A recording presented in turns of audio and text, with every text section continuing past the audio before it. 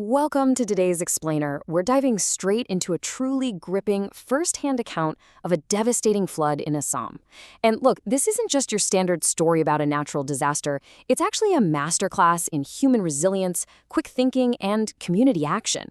We're going to break down exactly what happened when the waters rose with zero warning, and more importantly, how one single village managed to take that trauma and transform it into a concrete, actionable blueprint for survival.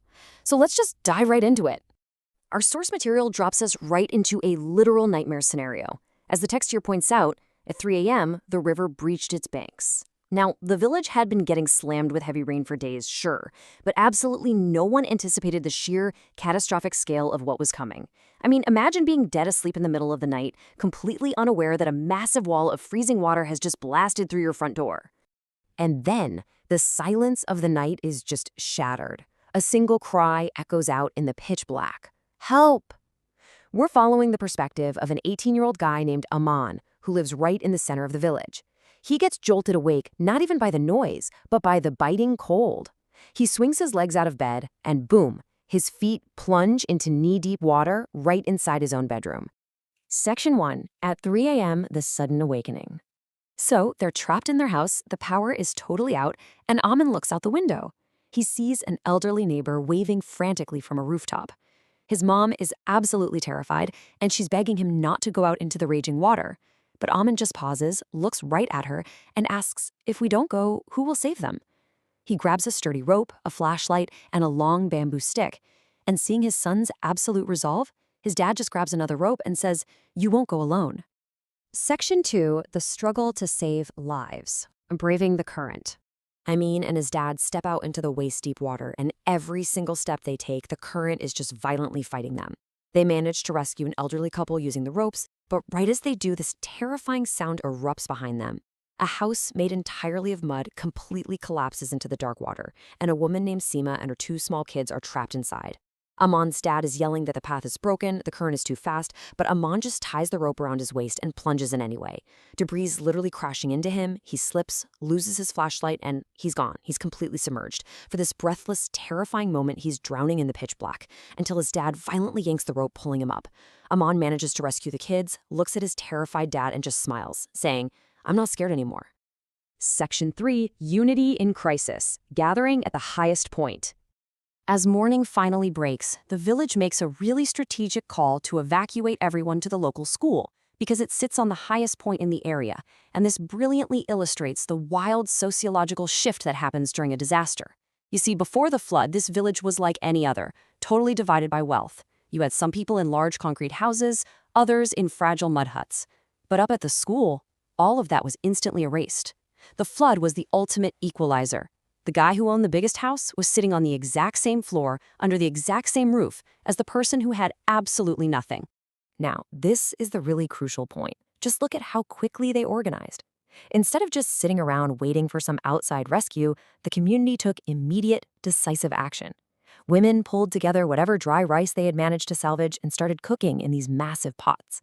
The local youth got to work building dry sleeping areas for the kids.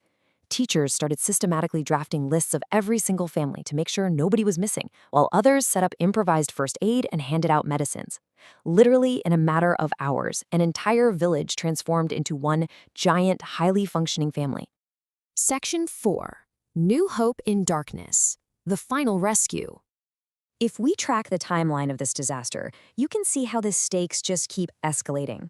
3 a.m., the disaster strikes. By 8 a.m., they're evacuating to the school. But then, around 2 p.m., a brand new crisis hits. They realize a pregnant woman is stranded on a roof at the far edge of the village. Amin and his buddy Ravi have to literally fight their way past submerged trees to go get her, bringing her back to the school right in the nick of time. And then, that evening, the truly extraordinary happens. Surrounded by the women of the village, she gives birth to a baby girl.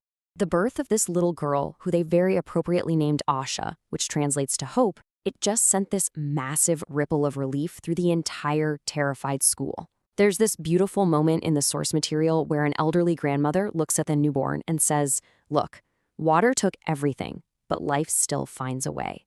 And for Aman, watching all this from a distance, it was the exact moment he realized that to save someone, you first have to defeat your own fear. Section 5, Destruction and Relief. The aftermath. So the next morning, official rescue teams finally arrive in motorboats to evacuate everyone.